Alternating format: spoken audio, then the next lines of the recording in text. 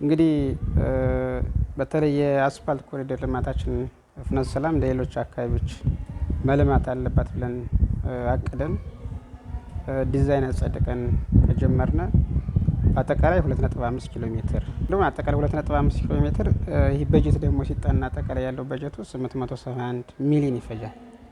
ይህን 871 ሚሊዮን በአንድ አመት ለመስራት ከከተማው ያለን ሀብት ከማህበረሰቡም ከመንግስትም ጋር ሲታይ ማይቻል ስለሆነ ውሳኔያችን ቁመን መጠበቅም ስለሌለብን በሶስት ፌዝ መስራት አለብን ብለን ነው አቅደን እየተንቀሳቀስን ያለን። አሁን የምንሰራው ከአደባባይ ከዋናው አደባባይ እስከ ቃህ ትምህርት ቤት ድረስ 900 ሜትር ርዝመት ያለው አስፋልትና ኮሪደር ልማት ነው የምንሰራው። ይሄ የሚፈጀው በጀት ከሁላችን ጋር በደንብ አድርገን ካየ ነው 219 ሚሊዮን ይፈጃል።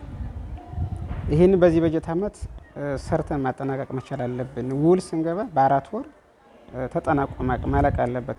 ሌሎች ደግሞ ፌዝ 2 እና ፌዝ 3 ይህን እየጨረሰን ስንሄድ ሀብት እያሰባሰብን እየተነጋገረን ከማህበረሰባችን ጋር ስንሄድ የሚሰሩ ናቸው።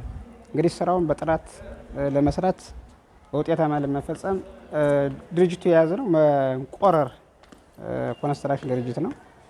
ከሱ ጋራ ውል ነው የያዝ ነው። የመንግስት የልማት ድርጅት ነው። አማካሪ ያለን የተቋማችንም ባለሙያዎች አሉ። በጥብቅ በጥራት እንዲሰራ በጊዜው እንዲያልቅ የሚከታተል አማካሪ ድርጅትና የተቋም ባለሙያዎች የሚመለከታቸው አሉ።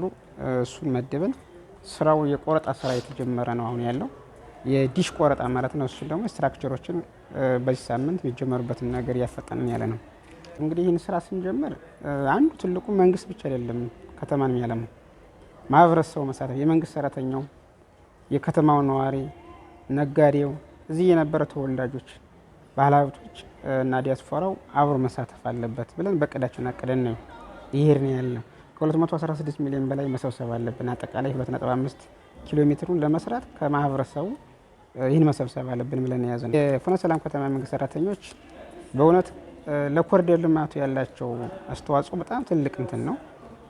ደሞዛችን መክፈል መቻል አለብን። ልማቱ መልማት አለበት። ልጆቻችን ውብና ጽዱ ከተማ ተረክበው ነገ ከተማችን ማደግ አለባት፣ እንደ ሌሎች ከተሞች መወዳደር መቻል አለባት በሚል በጠቅላላ መድረካችን ጥሩ ሀሳብ የተሰጠበት መድረክ ነበረ። ይህን ይዘን ደግሞ እኛ ማህበረሰቡን ነገ ወደታች ስንወርድ ማህበረሰባችን እስካሁን ድረስ ባለን ኢንፎርሜሽን ማህበረሰቡ ልማት ለማልማት እናግዛለን የሚል ሀሳብ ነው ያለው። ሊገጠመ ነገር የለም። ቀጣይ ደግሞ እያሰፋን በየዘርፉ ያወያየነ ስራዎችን እንሰራለን የሚል እምነት ነው ያለ። ኮሪደር አስፋልት መንገድ ጎን ለጎን ከ900 ሜትር ጎን ለጎን እየሰራናቸው እንደ ከተማ አስተዳደር አንደኛው በሮድ ፈንድ በጀት የጥገናና የኮብል የስትራክቸርና የመንገድ ጥገና ስራዎችን እየሰራ ነው ያለን።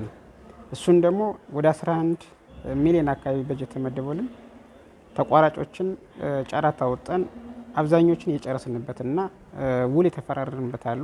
የቀሩን 2 እንትኖች ናቸው። ከዚህ ውጭ ያለው ግን በተለይ ሌሎች አልቀዋል፣ ውል ወስደዋል። በሰዓቱ እንዲሰሩም ደግሞ እነሱን የባለሙያ ክትትልና ድጋፍ አብረን መደበናል። ስራዎችን ጎን ለጎን ከተማችን ለማስዋብ ከተማችን ለማልማት ስራ እየሰራ